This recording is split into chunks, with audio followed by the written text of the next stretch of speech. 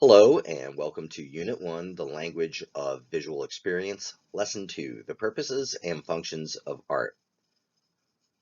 This chapter focuses on the functions of art as a means of communication, utility, and spirituality. The chapter also attempts to explain the role of art as a means to improve understanding. Art is viewed as not just a product, but also a process. Our learning objectives for this lesson are to explain the ways in which artists transform objects for daily use, describe how design and embellishment create visual delight in art, compare the different ways in which art can function as a means of communicating information, discuss the use of art for both public and personal expression, demonstrate how art can be used to meet religious and spiritual needs, and explain how art can be used for political purposes. The topics we'll be covering in Lesson 2 are as follows: art for daily use, art for visual delight, art for communicating information, art for public and personal expression, art for the spirit, and art for political purposes. Our first category under the purposes and functions of art is art for daily use. In previous versions of the text, Preble's art forms, this topic of art for daily use and designing for everyday has been covered in various fashions, mostly covering ancient objects and how we may view them today as artistic objects, but they served an everyday function when it was actually being used. This sauceboat with ladle was created by Eva Zeisel roughly about 70 years ago in the 1949-1950 range. You may have heard the term before, but many objects created in this era are also called mid-century modern. They look to modern things that are going on in the world, essentially for ideas behind their designs. Now, this very well could be a functional object, but at the same time, totally being something made 70 years ago, you may find objects like this in a museum, even though it's very simply a sauceboat with ladle intended to help you with your meals, but in this case, it kind of transcends that and becomes a design piece. Someone may totally have this on display in their house rather than something that is totally used for consumption and stuff. This piece is George Nakashima's Konoe chair from 1971. Nakashima got his start as a furniture designer and also known for lighting during the mid-century era, and by this point he was very, very well known, and you will occasionally find his work popping up on shows like the Antiques Roadshow for his revolutionary designs. This seems to defy gravity and look like it would be off balance. This is also very typical of the era as well.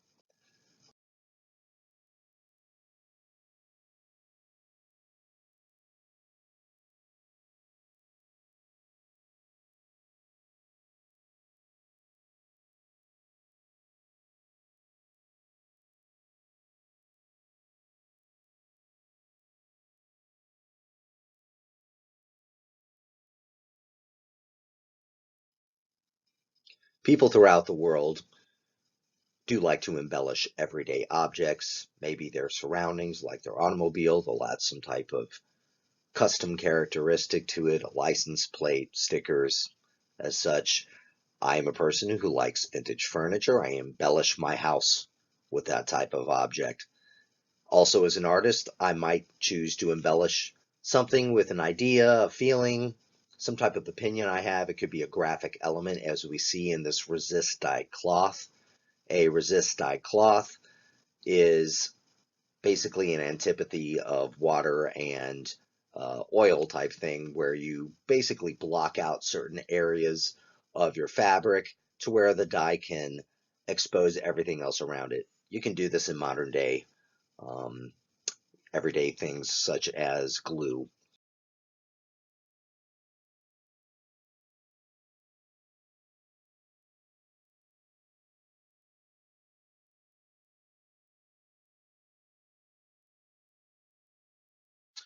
One thing that's easy to take for granted is our modern living back in the old days, pretty much in the 1800s and before.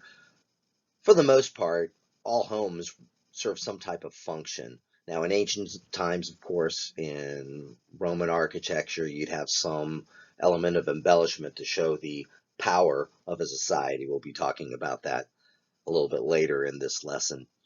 But when we look at our homes nowadays, we may have lawns that we curate, so to say, by mowing them, adding plants, trees, landscaping, and such. That is a very modern thing. It pretty much started with Frank Lloyd Wright. This is his Barnstall house in Los Angeles. Just as much as the exterior view, you would look to the interior view. One thing that Frank Lloyd Wright is really known for is the modern layout in homes that basically personalize the way we live. Every room's not necessarily functional for a spot like a kitchen or a bathroom, that there may be a living space. And he basically is responsible for the open design that we see in most of our homes today. Our next category is art for visual delight. The ancient Greeks idealized education, reading, and mathematics and athleticism. And it was the common man and strength, someone in their ideal state of life, being at the prime of their life, so to say, um, was very important to the Greeks and encouraged their culture to strive for something better.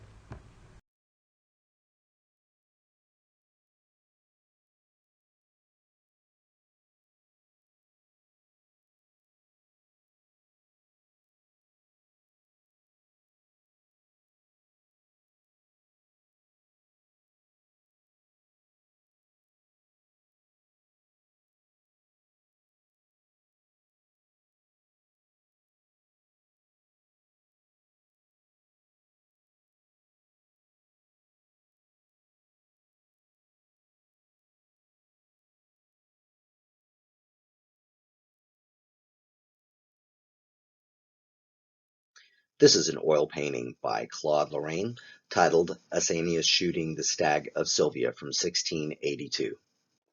Artists throughout history have picked what they deem to be pleasant subjects, or they're commissioned to do something that is preferred by the individual, their patron, as some type of enjoyable experience. Sometimes we also like to be surrounded by those things, therefore, a painting of such an experience hanging in our house. So there are multiple purposes for basically feeling like we're surrounded by something pleasant. It involves aesthetics. Now, one of my issues sometimes with aesthetics is that things are not always considered the same by everyone, meaning that a level of beauty might be just determined differently by different people. So, aesthetics is a part of viewing art, and we will talk about it later on in this unit. But we will be using that a lot in how to judge the beauty of art. Of course, beauty is in the eye of the beholder, and it will be ultimately up to you what you like to surround yourself with, or as an artist, what you're painting, if you deem that to be beautiful, or if that is some part of your goal as an artist. We're going to be getting into all that conceptual stuff and why artists paint beyond this kind of simple thing like we're looking at with the purposes and functions of art. This is by Emperor Lezong, titled Couplet from a Poem by Han Hong, from 1261, the Song Dynasty. We will be learning about calligraphy throughout this entire course and different societies' application of the art form. For most of them, there's always some thought that there's an elevated beauty with the sense of writing. In some societies, the writing itself is considered maybe a way to get closer to God. Some people, it's a harmonious way of basically getting your lyrical poems across, as we see in this particular image. This is a porcelain plate by artist Peter Behrens. When we think of harmony, it can also be a design element. and the rhythmic patterns that you will see, such as the way he designed this plate. It's an everyday object, but it's adorned with some type of design and embellishment by the artist to raise it to a higher level than just a simple everyday object. Our next category is art for communicating information. Our first painting under the subcategory of storytelling from art for communicating information is by Titian. It is Bacchus and Ariadne, painted between 1520 and 1523. The artist is visually telling us a story in one cell, so to say, of Bacchus, the god of wine, as he sees the beautiful Ariadne from his chariot, which is an affront of a bunch of drunken revelers, and he promises her the sky. People familiar with Mardi Gras in New Orleans will recognize Bacchus from the famous parade, and of course, I'm sure it is titled that because the drunken revelry that follows behind it. One thing also to note is during this time, the level of literacy by the common public was not very high. The church was still predominantly the dominant purveyor of information. Now, of course, by this time we're branching out a little bit, but these images of storytelling really were conveying messages to the public and educating people. This is an art installation from 2013 by Abraham Cruz-Villegas titled Autoconstrucción Suites. An installation transforms a space in a gallery or another location to bring some type of significance to it. This piece is intended to tell the story of where the artist was from in Mexico City, and that his home and many homes in the surrounding areas on the outskirts of the city were built by everyday people using everyday objects, anything that they could find. So rather than a narrative way of telling a story as we saw with Titian, here we have an experience where you go into the space and hopefully get something out of the basically in the round approach to getting involved with this particular installation. This is a photograph from 1990 by artist Carrie Mae Weems. It's titled Man Reading Newspaper from the Kitchen Table series. In this work, Weems tells the story of a relationship with a man and the birth of their daughter. This was photographed with many more images, but she reduced it down to some simple imagery that would basically tell the story that she intended. Meant much more to show indifference and distance and also the possibility for coming together. This is very evocative for most people, and we can all relate to it at some level. This is a print made from an etching engraving plate by William Hogarth titled Gin Lane from 1751. Prints were very easy to duplicate in large quantities and also easy to distribute.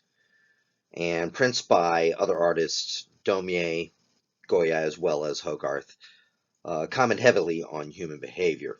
Now, this as commentary, you can say, was a public service announcement to consume alcohol in moderation. It shows a society out of control as a result of things going a little wild as a result of not consuming in moderation. Art as commentary can also be used to try to change the way we behave, as can be seen in this photo from Chris Jordan. He documented in this series basically what mankind's impact on the Midway Islands was, and there are many photographs of dead and decaying albatrosses that he photographed in the process. This definitely shows how sometimes things are out of sight and out of mind, and it takes the artist to bring that to the forefront for us to actually see our impact on nature. The next category is art for public and personal expression. This image here is of perhaps one of the largest commemorative objects in the world. This is the Taj Mahal, located in India. It It was built by the Mughal ruler Shah Jahan to commemorate his favorite wife who died during childbirth. The translation of Taj Mahal means crown of the palace.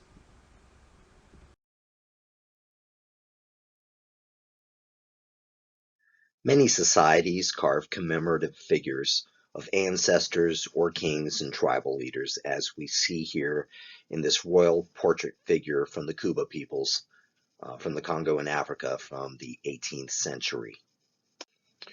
The king Shyam kept this royal portrait figure in his quarters to increase fertility while he was alive, and after his death, his successor slept with it to gain wisdom. This image here is of the Vietnam Veterans Memorial located at the National Mall in Washington, D.C., designed by Maya Lin. This also stirred up a little bit of controversy when it was first unveiled due to its simplicity and somberness. It has the names of almost 60,000 soldiers etched into two black granite walls. Most war memorials before this point have some representation of the soldier in a pose, and they tend to be much grander in a sense that they go up. And here, this is much more in a sense that you just kind of travel along it and you look at the names and are meant to reflect upon that. Sometimes people do leave stuff at the foot there, flowers and such for their loved ones. One thing that can be said about self-expression through art is that this is not always the artist's intent, or have artists ever had that as a part of their goal throughout history. It's pretty much a modern concern, I'd say, from the last 150 years or so. Yes, there will be some artists that come before that definitely dabble in it, but they definitely stand out as unique and may not fall into some type of specific movement. Frida Kahlo was definitely known for expressing her anxiety through her paintings. This is The Broken Column from 1944.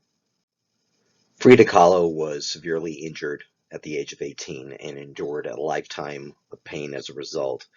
This painting is an expression of that pain and continued to be a subject on many levels throughout her life and artwork. The artist that made this painting here had a major impact on modern art in the 20th century. His name was Wassily Kandinsky, and this painting is titled Composition 6, and it was made in 1913. Being an expressionist, he was also an innovator in early conceptual art where there was a goal by artists to get across certain ideas or feelings through painting. It may not necessarily represent something, so to say, but it is meant to put you in a certain place, give you a certain feeling. He was also very interested in creating the same feeling that you would get through listening to music, but achieving that same goal through painting, therefore creating these kind of visual paintings of music, so to say. We are now at the end of Lesson 2, The Purposes and Functions of Art. I hope the point is starting to come across that art can exist in many forms and for many reasons, and you're going to be able to start forming your own opinion about what art is. Some people are going to have a preference for one style over the other, and that's completely okay. That's what makes things interesting. This house frontal totem pole from 1959 kind of fits in the category of self-expression as well as a little bit of commemoration, which was common with the Northwest native peoples here in North America. Extends up kind of around the Oregon, Washington area up into Canada and above. They have a very distinct way of expressing their tribute to their ancestors and also through little storytelling that might be associated with the iconography, the characters that are presented in this particular totem pole, such as a frog and a raven. Next category, art for the spirit. Under the category of art for the spirit, we have the subcategory worship, and ritual. In this photograph, we see an image of the upper chapel interior view of Sainte-Chapelle in Paris. This was a personal, private religious chapel commissioned for King Louis IX in the mid-1200s. This was his personal place of worship, as well as an area to keep his own personal relics and what he thought was the thorny crown that Jesus wore. The stained glass lights up the interior of this Gothic space. Now, the best way probably to tell a Gothic piece of architecture is by the pointed arch that you see inside. That design is kind of repeated across the ceiling. Gothic architecture was all about higher and higher up to the heavens, more glorious open space for places of worship and to convey a message. This was collected in 1893 and is an Eskimo moon mask. It also follows under the subcategory of worship and ritual. It tells a creation story. The imagery itself represents the moon in the sky, and the outer rings represent the cosmos. This was also used in rituals by shaman. This piece, titled Ancient Light from 2009, falls under another subcategory, which is spirituality. The artist is from Iran and grew up with the traditions of the Sufi branch of Islam. You will find in much of the traditional Islamic art that we won't have very much in the representational way of figures or seeing God or anything like that, but calligraphy is considered a very ancient form of getting as close to God as you possibly can through the stroke of the artist and the human hand. This work is created by tiny, tiny little marks of calligraphy all across it. So here we have a modern artist taking something that's ancient and bringing it to the modern world, and maybe accessing different aspects of her own spirituality and being able to bring it to others. This is a photo of a Sightworks installation from the mid-1970s by Nancy Holt, titled Sun Tunnels. It was up between 1973 and 1976, made of steel, concrete, and earth. By looking through the tunnels at certain times of the year, you can see the sunrise and sunset of the winter and summer solstices, much like the ancient nomadic cultures that built Stonehenge and other ancient places of ritual. The last category we will be covering is art for political purposes. In this photograph, we have a work by the peoples of Benin in Africa. It's a brass plaque showing the Oba holding leopards from around 1700. Oba means king, and this work was meant to convey the idea that the king had supernatural strength, that he was someone to contend with, to persuade his followers and rivals. Persuasion can be a little bit more simple and philosophical, as we see here in the U.S. Supreme Court building. Its stability is symmetrical, even on each side, meant to convey the sense of even-handedness in our court proceedings and our legal system. In a challenge to what the Supreme Court might mean to other aspects of people in our society, the downtrodden, the poor, is a piece by Rodney McMillan entitled The Supreme Court Painting. Now, this falls under kind of a painting and installation category, just because the painting doesn't necessarily fall, as you would see, and I guess in any space that it would hang, it may hang slightly different, but the message is always the same, that this is broken, maybe not stable for everybody as it is for some others. This piece particularly addresses election redistricting that affects African Americans in certain areas in America. And this brings to an end our lesson on the purposes and functions of art. Thanks for listening.